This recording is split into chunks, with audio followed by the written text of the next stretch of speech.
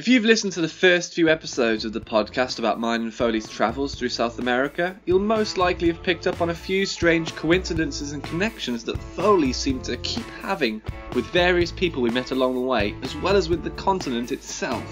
In this episode we go deeper down that rabbit hole and explore all of the weird Irish connections that seem to rear their heads in Foley's direction no matter where he goes on this planet. If you like this episode, why not consider subscribing to us wherever you get podcasts, or come follow us on Twitter at TheBP Podcast, where we are extremely active. If you prefer just to have the occasional notification from us popping up in your timeline or newsfeed, then go find us on Facebook and give us a like there. As always, if you want to contact the show, you can do so by sending an email to bottomlesspitpodcast@gmail.com. And they say there are only 6 degrees of separation between any two people on Earth. Well, in Ireland, it seems more like only 2 degrees of separation. If you don't believe me, you certainly will after listening to this one. This is episode 34 of the Bottomless Pit podcast. The Bottomless Pit. Find us on social media and everywhere you get podcasts.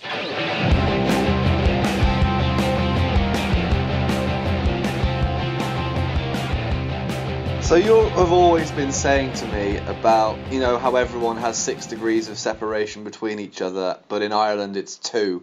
I sort of just thought you were saying that as kind of like a stereotype thing, but when we first went travelling, I really realised that you meant it, because the amount of people we met that had weird connections to you was ridiculous. Like, it doesn't happen to anyone else, like any non-Irish person. Yeah, like 2 degrees, fine, that might be a slight exaggeration, but it's definitely not the full 6 degrees of separation for sure. If anyone doesn't know this theory, or this, is it a theory, I guess?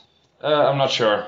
So it's said in the world that you're only 6 people from anyone in the world, kind of thing. So I'd know someone who'd know someone who'd know someone who'd know someone who'd know someone who'd know Donald Trump. Steph Curry. Who did you say? Oh, right, Trump. I went with Steph Curry for some strange reason. He's literally the first person I could think of. That was weird.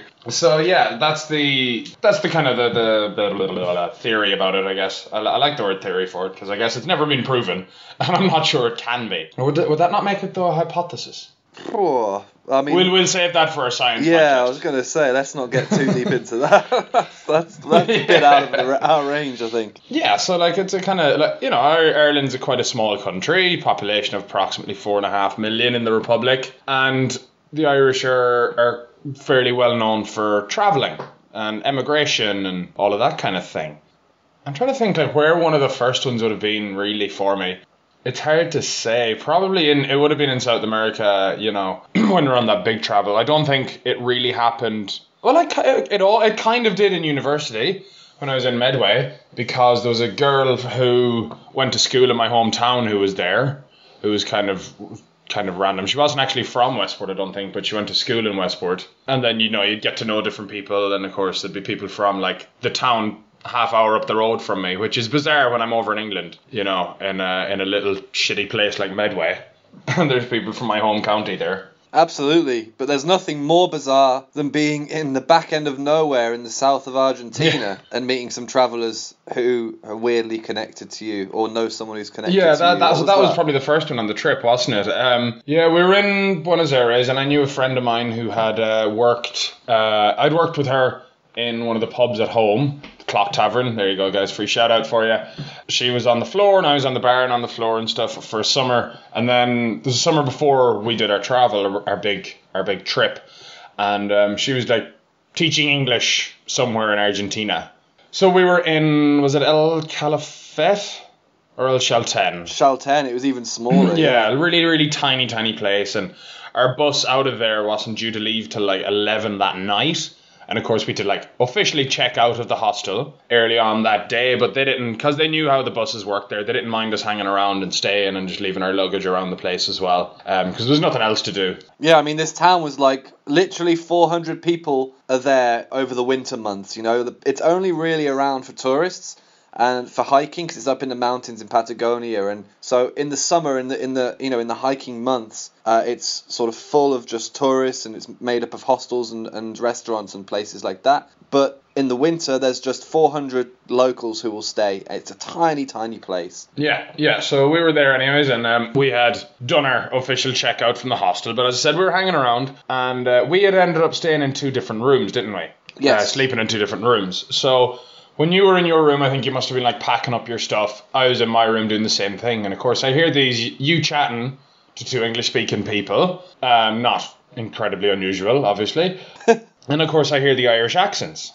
So I go in and we start talking, and the usual Irish thing, where are you from, and all of this stuff. And I'm like, I'm from Westport. And they go, we just worked with a girl teaching English in, I think it might have been Rosario in Argentina. I could be really wrong about that. But they just worked with a girl from Westport teaching English, and chatting away from it. And I'm like, is that Amanda? And they go, yeah. And I'm like, oh yeah, I just worked with her last summer. And they're just looking at me kind of going, that's insane.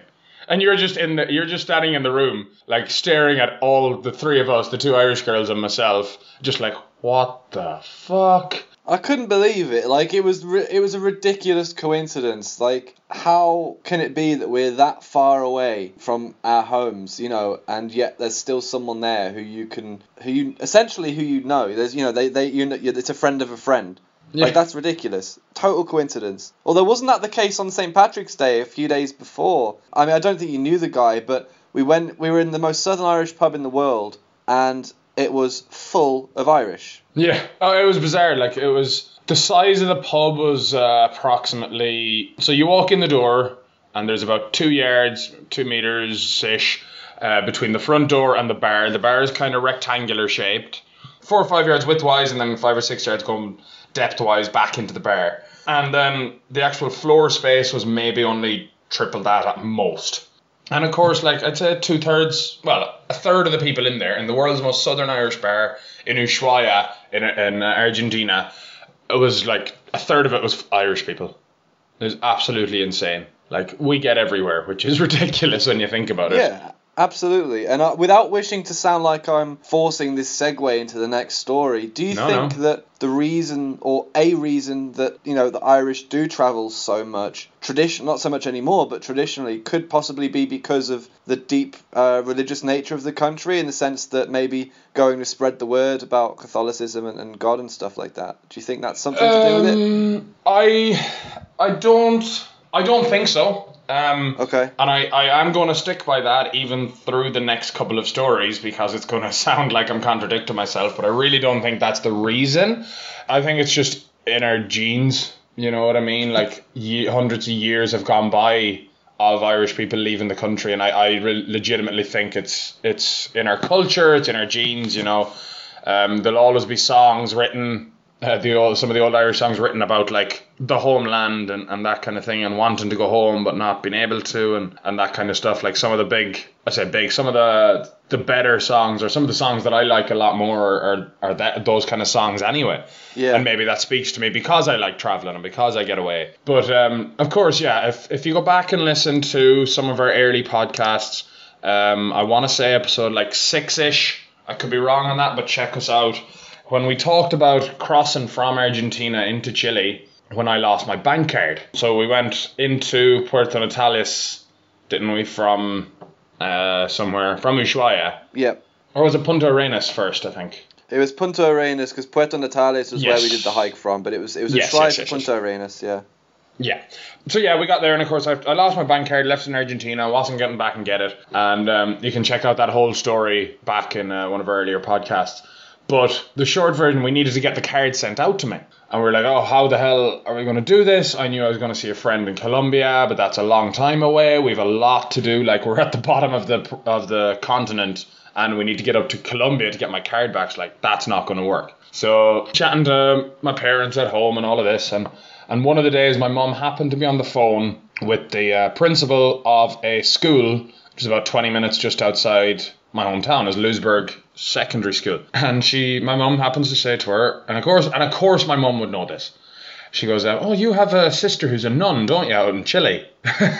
And The principal on the phone was like, I do, yeah. And so she put us in contact, and yeah, we ended up staying with a nun in Chile for a week. I eventually got my bank card while we were there. I was supposed to get it on the Monday. We didn't get it till the Friday. We didn't mind staying that bit longer. We helped out doing a few things, and we loved it there. As I said, go back and check out some of our earlier podcasts for some of those stories. And yeah, but it just happens that this nun, her sister she'd know my mum, like she wouldn't be great friends with her or anything, but they'd know each other quite well, and she just happened to be talking to her on the phone at the exact time that we were emailing. Actually, me and mum were literally emailing at the time when she was talking to her on the phone. It's unreal. And like, we got off the coach in this tiny city. It was a small city we went to, and then we got a minibus, or in the back of a van essentially, to this tiny little village where it was only Chilean people, and then this one Irish lady, this one Irish nun. It was just such an odd little quirk of that trip, and it was totally unplanned for us. That wasn't on our agenda, and it was it turned into one of the most memorable events, if you like, or definitely one of the most memorable weeks of the entire trip. It was amazing. Oh, without a doubt. Like, as I said, guys, go back and check out some of our stories about that. But, the short version kind of... She organised a tour of a winery, gave us a folk show from the locals and those kind of things. It was amazing. It really, really was. And I'm forever in debt to Sister Mary T. McDonough is her name. If you're ever down that way, hit her up. I'm sure she'd be glad to take you guys in. She's an awesome person. Absolutely. Didn't you that was I think about it as far as I was aware for South America, but didn't you have also another couple of weird sort of connections in the US that you didn't necessarily plan in advance? Yeah. Well, actually, I just kind of want to go back a touch, and like the Irish people are. We get everywhere. We've established that, but in South America, Irish people are like, they've helped shape that continent. Massively. It's insane. Like, it's bizarre. You can't go into a town in Chile that doesn't have a street name called O'Higgins. Yes. There's a guy called Bernardo O'Higgins who helped liberate Chile and actually helped in Peru a bit as well, and Bolivia. Go back and check out our Buenos Aires episode when we talked about Cavana Place. The Argentinian Navy was founded by an Admiral Brown from Foxford, which is about 40 minutes up the road from Westport. It's not all good, don't get me wrong. Allegedly, the IRA helped train the FARC rebels in Colombia, which is just an insane kind of connection when you think about it. Yeah. But as I said, we get everywhere. I'm sure we have a connection, something in Uruguay and Ecuador and the rest of the countries. Did you know about all of these things before you went to South America, like with the Cavanas and with the Argentinian Navy and stuff? Because, like, was that part of what drew you to South America, or? It wasn't part of what drew me, for sure. I knew about the Navy. That was one that I just learned. I don't know. You hear it every now and then when you're at home, that kind of thing. It just like pops up, and every now and then it like maybe even pub quizzes or something like that. But like I knew nothing about the O'Higgins. I'd always seen a football team called O'Higgins, a soccer team in Chile, and I was like, oh, that's a funny name for a soccer team. And I didn't look into it. I was like, that's a funny name. I didn't ask myself why or anything like that. It was bizarre. And then I knew nothing about the connections in Bolivia. We almost, didn't we? We almost made it to a hostel. Well, I say almost. We were thinking about it. A hostel in Peru, Casa Fresh. In Huanchaco, right? Yeah, around Huanchaco. So if you guys are anywhere around there, hop into it. It's owned by a guy from...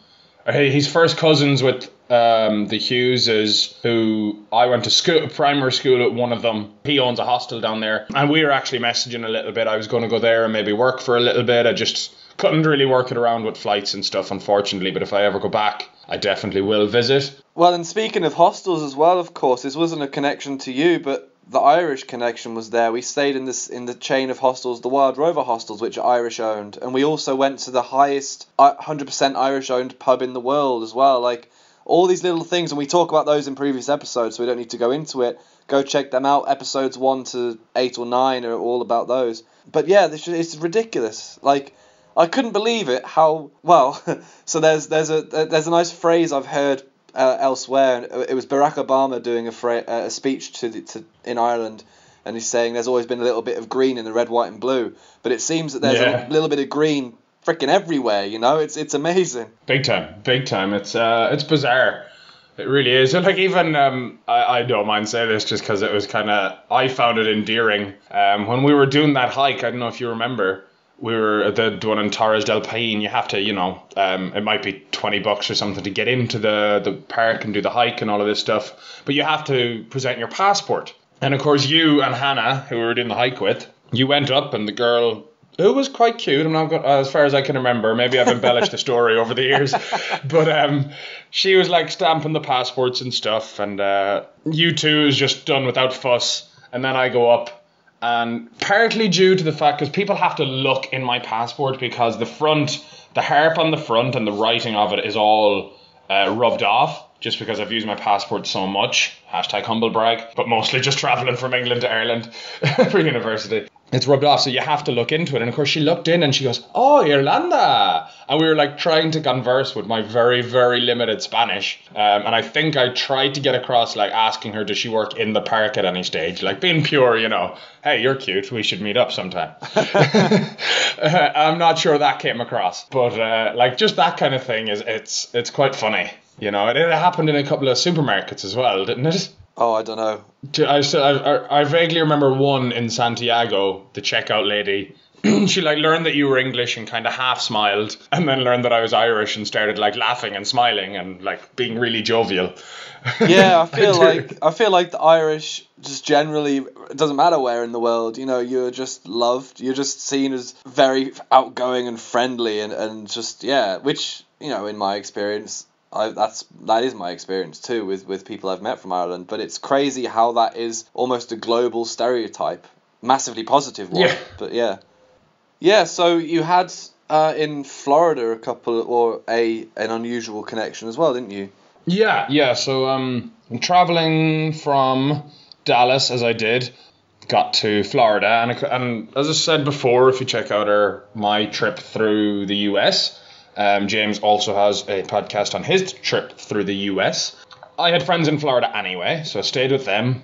And there was a family friend of ours who is a priest. He's now back in Ireland, but he was around for a couple of different places in the US for a little bit. And stayed with him for a week out in Cocoa Beach, which was really nice. It was just like so relaxed. I was on the beach every day, just chilling out. And yeah, I was right beside Cape Canaveral. That's the NASA one, isn't it? Yes, yeah. So I was right beside that, and this Father Ger Burns, his name, he actually did the funeral. He resided over the funeral for the guy who used to do the countdowns for NASA, going back over the years. What a job.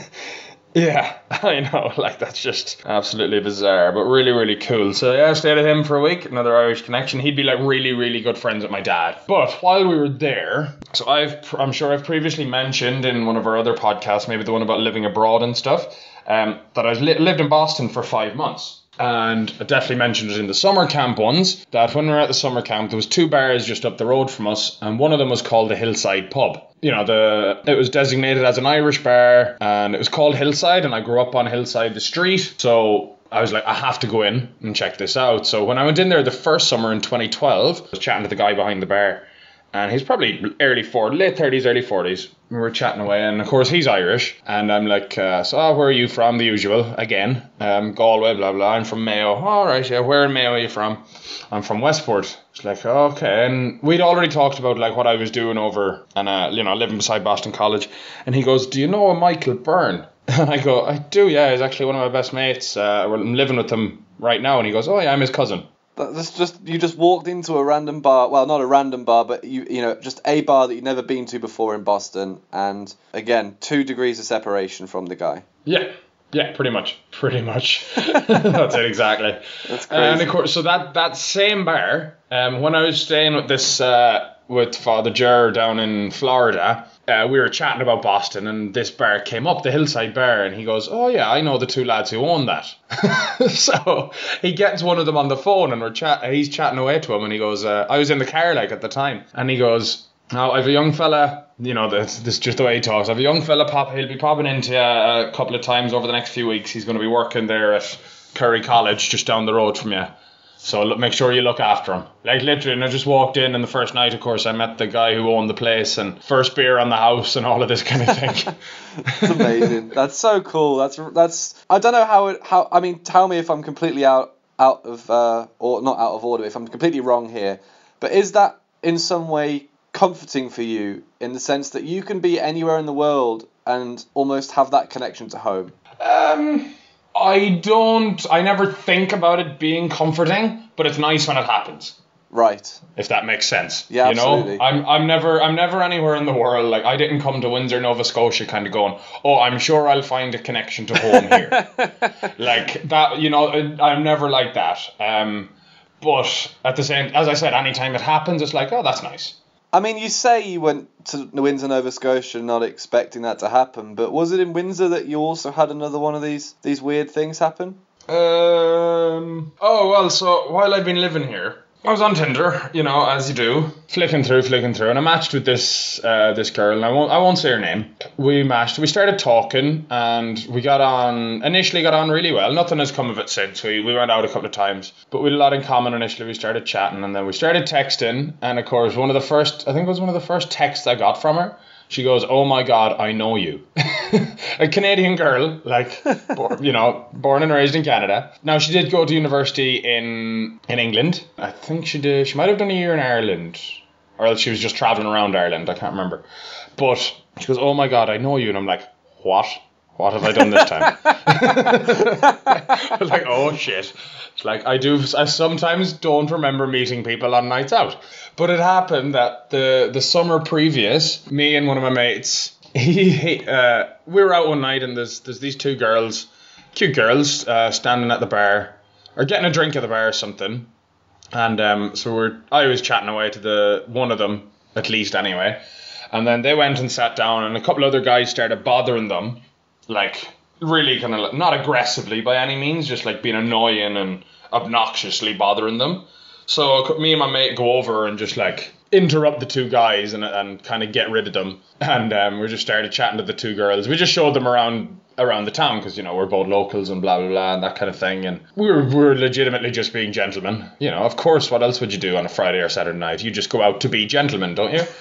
And so we're just hanging around and chatting away and having the crack and whatever. And yeah, she goes, I know you. And I'm like, what? She goes, yeah, you and your friend saved me and my friend from two guys in Westport last summer. And this is what, like, I'm texting, and I'm sitting in Windsor, and she's living in Halifax, like 45-minute drive away, and I'm like, oh my fucking God. That's outrageous. And she's your wife now, right? No. Not that I know of. But no, that is unbelievable. When you told me that, I just couldn't get my head around it. Yeah, it's pretty bizarre. But as well, so my mate in this story, he moved to Dublin. The other girl out of those two, she was living in Dublin, and she bumped into my mate on a night out as well. Like, I know it's slightly less of a coincidence, but still fairly ridiculous. I still think, like, I can't believe that, you know, but it's so odd. It's so odd. I can't get my head around that kind of thing happening. And it just seems to be almost a regular occurrence for you. It's really strange. Yeah, well, like, there's when I was living in Boston that time for 5 months, and one of the jobs I had was selling souvenirs, you know, as I spoke about in previous podcasts. You guys should go back and check us out.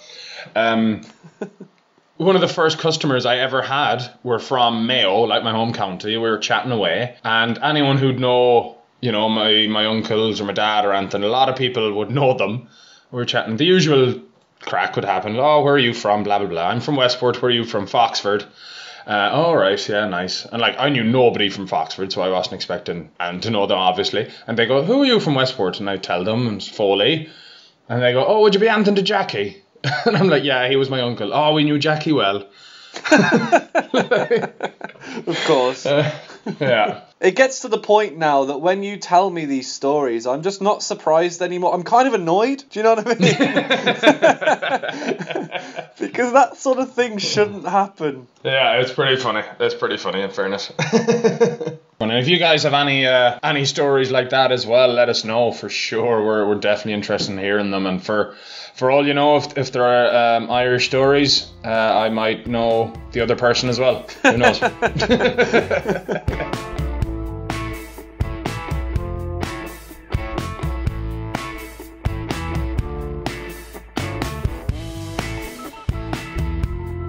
So there you have it, guys. As I said, if you think any more, let us know. Head over to Twitter, follow us at the BP Podcast.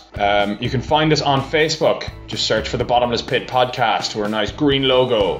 You can also find us on Stitcher. Same thing, Bottomless Pit Podcast. Search for us on Acast, iTunes, all of those lovely places. If you type in the Bottomless Pit Podcast, you'll see a green logo with TBP on it. That is us. Subscribe to us, have a listen, share us. We'd really appreciate that. Always trying to grow our followers and subscribers and that kind of thing. Rate us, comment on our episodes, comment on our podcast as a whole. Tell us who you prefer, myself or James. You can also email the show. The email address is bottomlesspitpodcast@gmail.com. If the 140, or if you're lucky, 280 characters on Twitter aren't enough to get across your message to us at the BP Podcast. I think that's going to be it for now, guys. If you have any topics as well that you'd like us to talk about, we are the Bottomless Pit Podcast, so there's very little we won't talk about. Do let us know on one of those lovely social media platforms or via email. We look forward to hearing from you. Until next time, catch you then. Bye-bye.